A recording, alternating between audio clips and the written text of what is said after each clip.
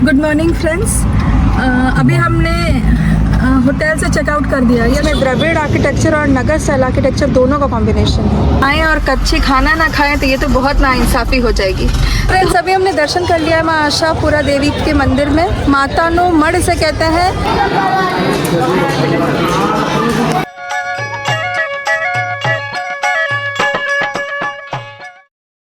यशु क्या कर रही है? कहाँ चढ़ी हुई है? कैमल पे। बट आगे की ज़मीन दलदली दिख रही है तो जाना तो नामुमकिन लग रहा है। दीवारों में जगह जगह ऐसे गैप्स आपको दिखाई देंगे। तो ये यूजुअली हर जगह ये यूजुअली ना किले के प्रोटेक्शन के लिए बनाए जाते थे। ये गुड मॉर्निंग फ्रेंड्स। अभी हमने होटल से चेकआउट कर दिया। यशु हाय करो, से हाय। तो अभी हमने होटल से चेकआउट कर लिया है भुज के। भुज में कुछ प्लेसेस रह गए हैं जो हम बाद में फिर आएंगे यहाँ तो एक्सप्लोर कर लेंगे। फ़िलहाल हम जा रहे हैं लखपत की तरफ।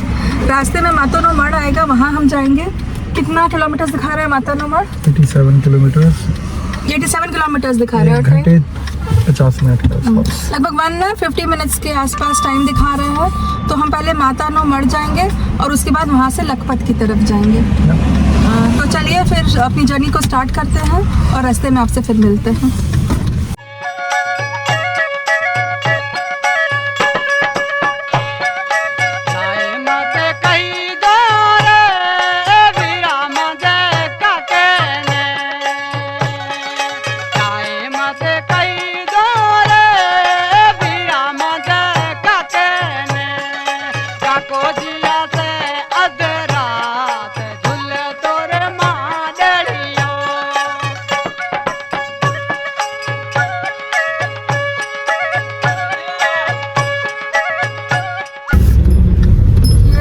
जाते जाते हमें ऐसा मंदिर दिखाई दिया जो काफ़ी देखने में पुराना मंदिर लग रहा है। तो हमने सोचा कि चल के देख लेते हैं इसके अंदर है क्या, किसकी मंदिर है और क्या है, जाना अलाउड भी है या नहीं। तो चलिए देखते हैं। सामने शायद पुजारी वगैरह का घर है, पुजारी जी खड़े हैं। ये जो टेम्पल है आप देख सकते हैं, इसका नाम है पुनवरेश्वर टेम्पल, मंजस में है। और ये शिव टेम्पल है, भगवान शिव को डेडिकेटेड है। तो आप पढ़ लीजिए, बाकी जो भी डिटेल्स है इस बोर्ड पर है। इसमें द्रविड़ आर्किटेक्चर और नगर स्टाइल आर्किटेक्चर दोनों का कॉम्बिनेशन है। और इसमें लिखा है कि it is probably the oldest of its kind in Kutch.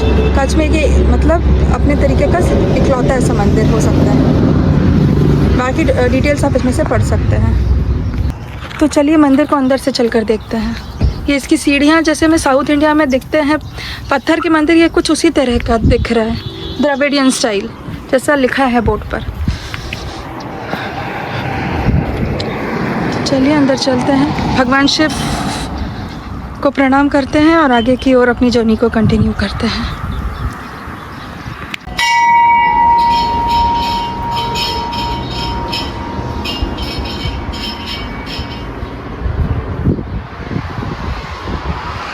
जो भी आप दीवार पे देख रहे हैं कार्विंग्स, ये बहुत ज़्यादा द्रविडियन स्टाइल से सिमिलर है।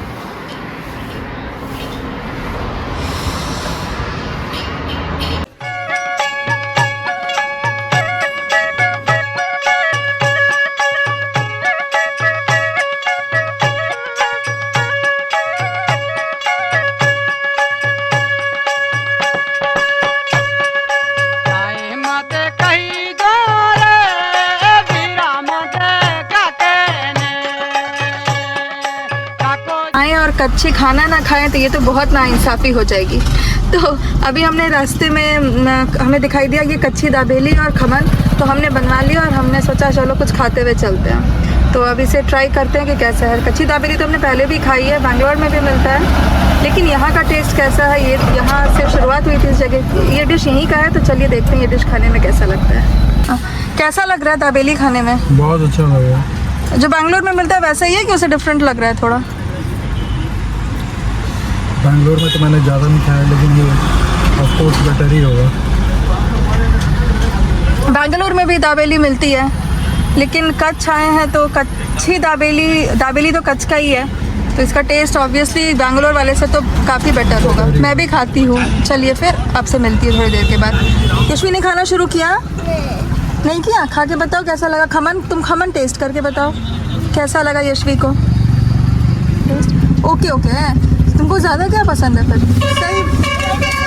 हाँ,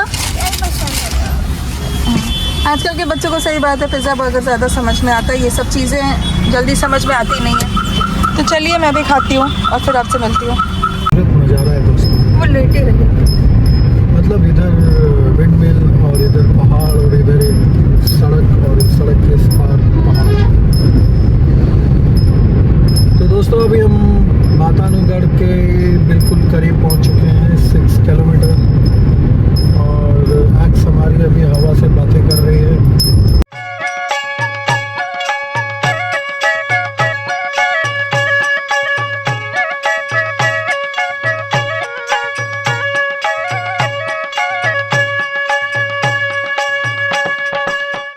अभी हमने दर्शन कर लिया है माँ आशापुरा देवी के मंदिर में। मातानुमढ़ इसे कहते हैं।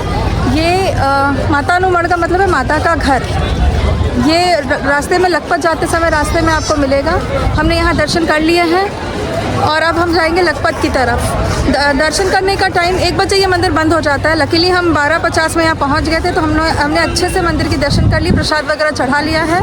अब देख सकते हैं मंदिर कितना खूबसूरत है। यहाँ प्रसाद भी मिलता है, भोग मिलता है, तो आप वो भी ग्रहण कर सकते हैं अगर आप चाहें तो। हम भी कोशिश करते हैं लाइन में लगने की, अगर यहाँ मिल पाया भोग तो सही है, क्योंकि हमें जल्दी लखपत भी जाना है आज। तो हम सोच रहे हैं कि अगर भीड़ ज़्यादा ना हो तो हम प्रसाद ग्रहण करेंगे, वरना हम लखपत की ओर आगे बढ़ जाएंगे। तो चलिए चलते हैं और देखते हैं प्रसाद की लाइन में कितनी भीड़ है। माँ आशापुरा को कच्छ की कुलदेवी माना जाता है और यहाँ के बहुत सारे समुदाय इन्हें अपनी कुलदेवी के रूप में पूजते हैं।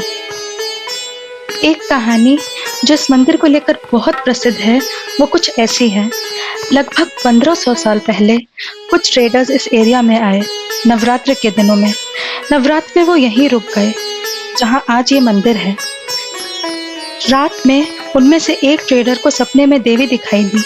माँ ने उनसे कहा यहाँ एक मंदिर बनाओ, लेकिन देवी ने साथ ये भी आदेश दिया कि मंदिर बनने के बाद 6 महीने तक मंदिर का पट ना खोलें, दरवाज़ा बंद रखें। मंदिर बनाने के कुछ महीने बाद रात में जब वो ट्रेडर सो रहा था, उसे अचानक से कुछ दिव्य संगीत और पायल की आवाज़ सुनाई दी। उसे लगा कि देवी प्रकट हो गई हैं और उन्होंने दरवाज़ा खोल दिया। लेकिन जैसे ही उन्होंने दरवाज़ा खोला, देवी ज़मीन से आधी ही निकली थी और वो घुटनों के बल बैठी थी। माँ के पैर ज़मीन के अंदर ही थे और आज भी इसीलिए माँ की मूर्ति वैसी ही दिखाई देती है। तो अभी हम प्रसाद की लाइन में खड़े हैं, मातानुमढ़ में ही। लाइन काफ़ी लंबी है। अब हम पहुंचने ही वाले हैं, बस प्रसाद ग्रहण करेंगे और निकलेंगे लखपत की तरफ। हमने प्रसाद ग्रहण कर लिया है और अब हम जा रहे हैं लखपत की ओर। जाने से पहले आपको एक इन्फॉर्मेशन और देना ज़रूरी समझ रही थी कि यहाँ पर ना धर्मशाला भी बने हुए हैं, तो अगर आप रुकना चाहें तो आप यहाँ आराम से रुक सकते हैं। तो चलिए अब निकलते हैं लखपत के लिए। मातानुमढ़ के दर्शन के बाद अब हम जा रहे हैं लखपत की ओर। सड़क पूरे रास्ते ही काफ़ी अच्छी बनी हुई है, मतलब सड़क पतली है लेकिन काफ़ी अच्छी है। थोड़ा संभल कर आपको चलाना है क्योंकि दोनों तरफ से गाड़ी आती है, पर सड़क बहुत अच्छी बनी हुई है। गाँव के अंदर तक सड़क बहुत अच्छी है यहाँ, तो इस मामले में नो कंप्लेंट्स। अब काफ़ी विंडमिल्स पूरे रास्ते नज़र आ रहे हैं, खूबसूरत लग रहा है। और मुझे एक्चुअली गुजरात का कुछ टेरेन समझ में नहीं आ रहा है।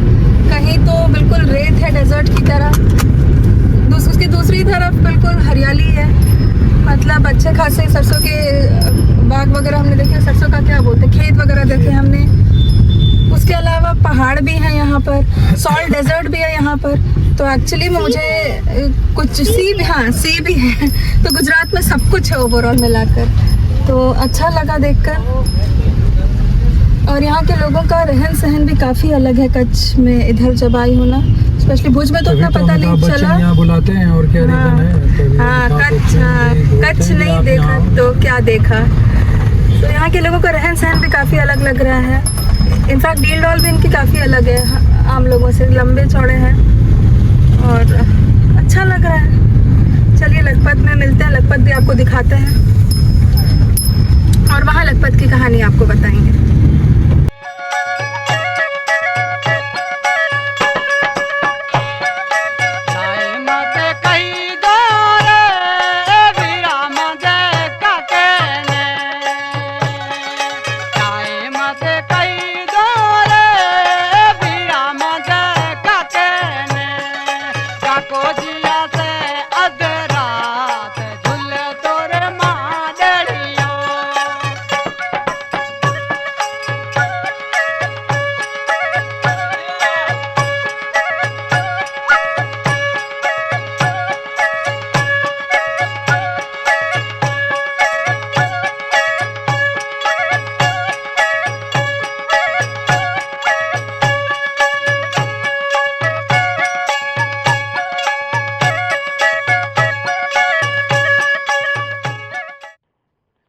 इस रास्ते में ना आपको पेट्रोल पंप काफी कम मिलेंगे, तो आप खुद से ही पेट्रोल भरा कर चलना।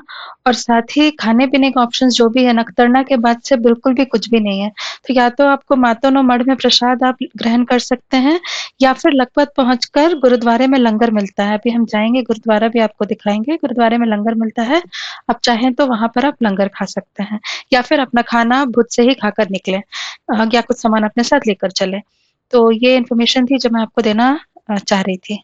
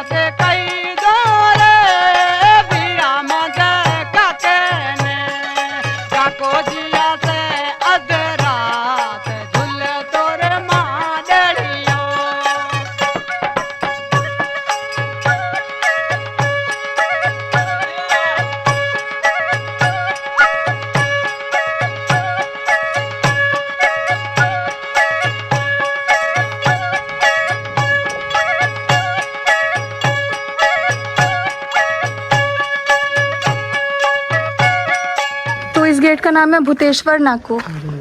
लखपत फोर्ट के अंदर है अभी हम, और ये जो गेट है भूतेश्वर नाको इसका नाम है। चलिए अंदर चलते हैं और इस लखपत फोर्ट की कहानी को दोहराते हैं।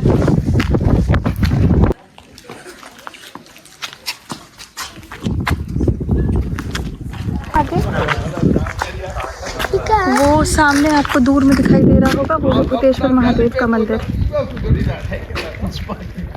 कोशिश कर रहे हैं मंदिर तक जाने की, देखते हैं जा भी पाते हैं या नहीं। पूरा का पूरा सफ़ेद रंग और बीच में महादेव मंदिर, भूतेश्वर महादेव मंदिर। इसके आगे है कोरी क्रीक, उसके दूसरी तरफ पड़ता है पाकिस्तान। मुश्किल से 25 किलोमीटर दूरी पर है पाकिस्तान, यहाँ से 25 से 30 किलोमीटर के बीच है। भूतेश्वर महादेव के ठीक दूसरी तरफ है ये, अब देख सकते हैं ये किला लखपत फोर्ट, जिसे देखने हम इतनी दूर से आए हैं। लखपत फोर्ट तक की जो बाउंड्री वॉल है वो लगभग 7 किलोमीटर लंबी है। 7 किलोमीटर तक इस फोर्ट की दीवारें फैली हुई है। कहा जाता है कि एक समय में यहाँ पूरा का पूरा एक गांव बसा करता था। उस गांव में उस गांव के लोगों ने, उस गांव के लोग जो थे वो ट्रेड करते थे सिंध के लोगों के साथ। कच्छ के लोग सिंध के लोगों के साथ ट्रेड करते थे जब यहाँ इंदस नदी बहा करती थी पहले। बाद में इंदस नदी ने अपना रास्ता बदल लिया, अपना रुख बदल लिया, और आज ये किला जो आप देख रहे हैं बस एक खंडहर में तब्दील हो गया।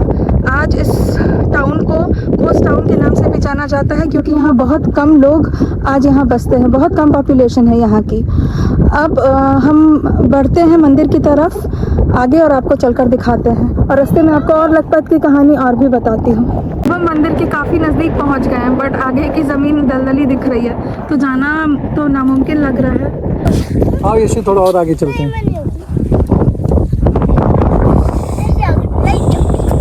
दूसरी जगह भी जाना है।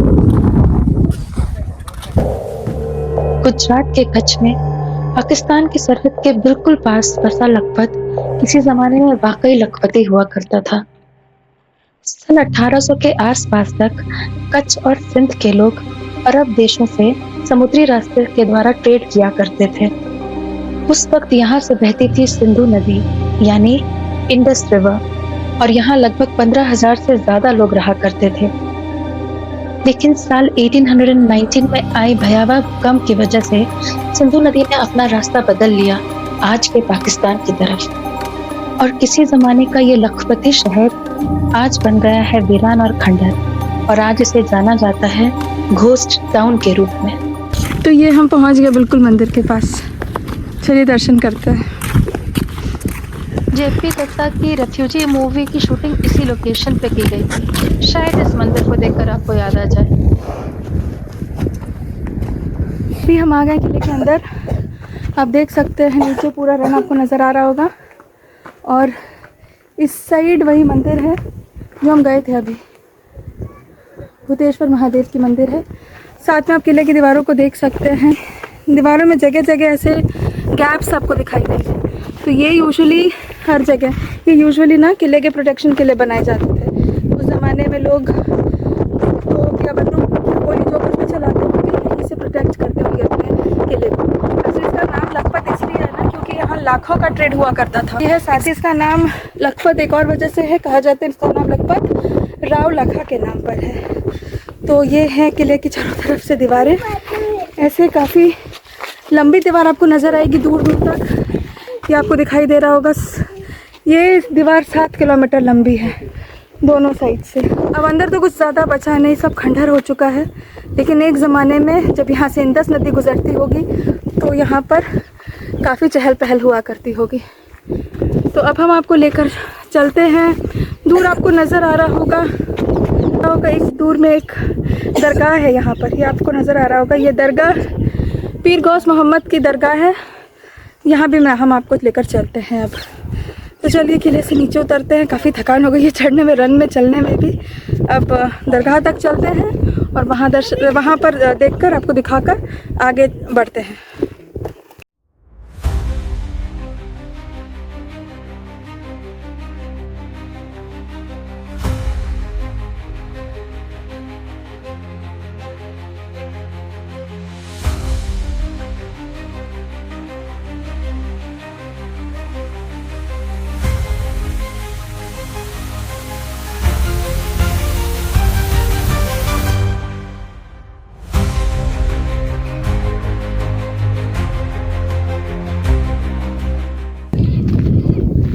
तो अब हम आ गए हैं पीर गौस मोहम्मद के मकबरे पर। सामने आपको जो मकबरा नज़र आ रहा है ये उन्हीं का टूम है, पीर गौस मोहम्मद जी का।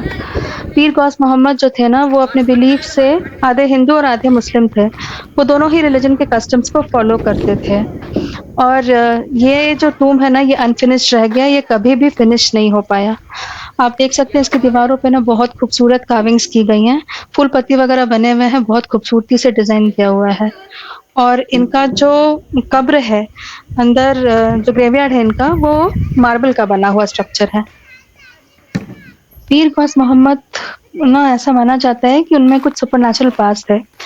ये एक वाटर टैंक है ठीक मकबरे के ऑपोजिट में, और इसका जो पानी है ये कहा जाता है कि अगर आप इस पानी में डुबकी लगा लेना तो आपकी अगर कोई भी स्किन डिजीज है तो वो हील हो जाता है।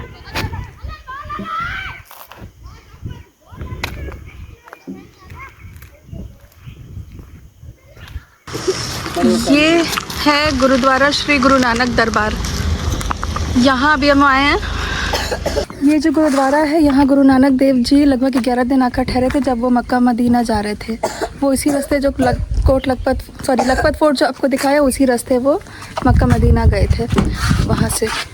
तो चलिए अंदर चलकर गुरुद्वारे को देखते हैं। लखपत गुरुद्वारा साहिब या गुरुद्वारा पहली पातशाही सिखों के लिए एक बहुत ही पवित्र जगह माना जाता है। 15th-16th सेंचुरी में लखपत एक बहुत ही बड़ा बंदरगाह, जिसे पोर्ट भी कहते हैं, वो माना जाता था और लोग यहाँ से मक्का की तरफ जाते थे। अर्ली 1500s में गुरु नानक देव जी भी यहाँ आए और यहाँ आकर कुछ दिन रुके क्योंकि उन्हें आगे मक्का की तरफ जाना था। आज भी इस गुरुद्वारे में श्री गुरु नानक देव जी के खड़ाओं को संभाल कर रखा गया है।